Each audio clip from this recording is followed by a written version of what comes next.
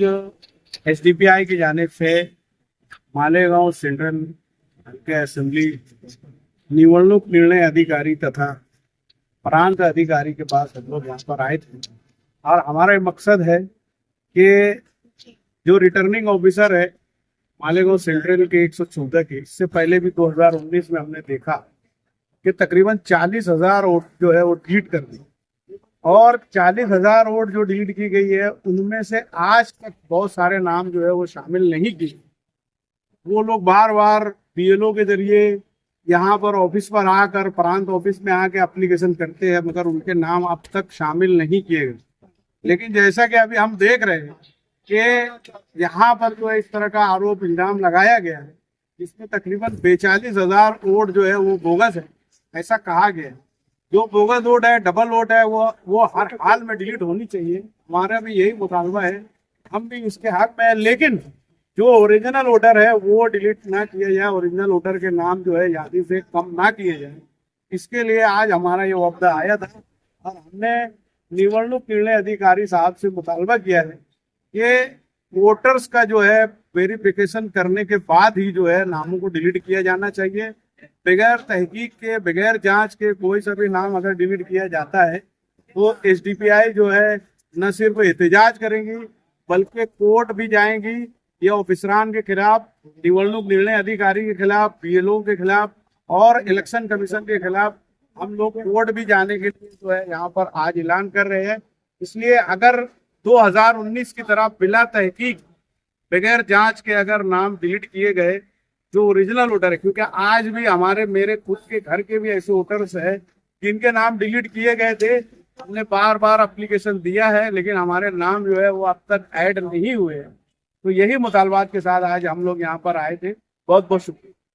Social democratic party of India CPI का एक workshop Malegaon election returning officer Malegaon central मुलाकात किया।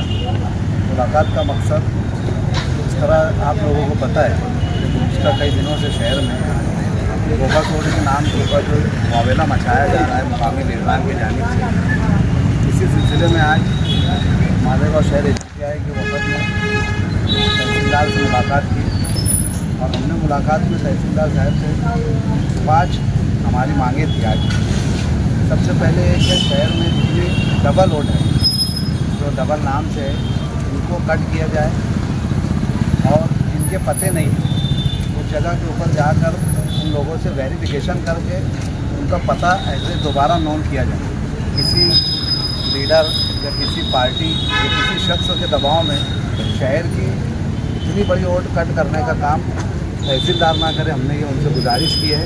और तहसीलदार साहब ने आज हमारी बात सुनने के बाद सबसे पहले एक ऑर्डर कॉरपोरेशन को ऐसा दिया है कि गुज़िश्ता 2 साल के अंदर कॉरपोरेशन की प्राइमरी स्कूलों में जितने नए टीचर हैं उनकी उन्होंने यादी मंगाई है। उसके हिसाब से वो नए बीएलओस की भी नामजदगी करेंगे, क्योंकि हमारी एक डिमांड के अंदर एक डिमांड हमारी आज ये भी थी कि जितने पुराने बीएलओस है जो किसी भी कारपोरेटर या किसी भी लीडर के ऑफिस में बैठकर नाम को कट करते हैं और नाम को बढ़ाने का काम करते हैं, तो ये शिकायत हमने उनको की है। तो उन्होंने कहा है कि यार हम ये सारी शिकायतों के बाद हम पहले अभी तो बीएलओस की एक मीटिंग लेंगे और नए बीएलओस का उसके अंदर बढ़ाकर उनको नई इंस्ट्रक्शन दे करके यार वो घरों घर जाकर नामों का वेरिफिकेशन करेंगे। अभी आप लोगों ने कुछ और बोगस नाम की यादी दी है क्या? बोगस नाम की तो अभी फिलहाल हमने कोई ऐसी यादी नहीं दी है।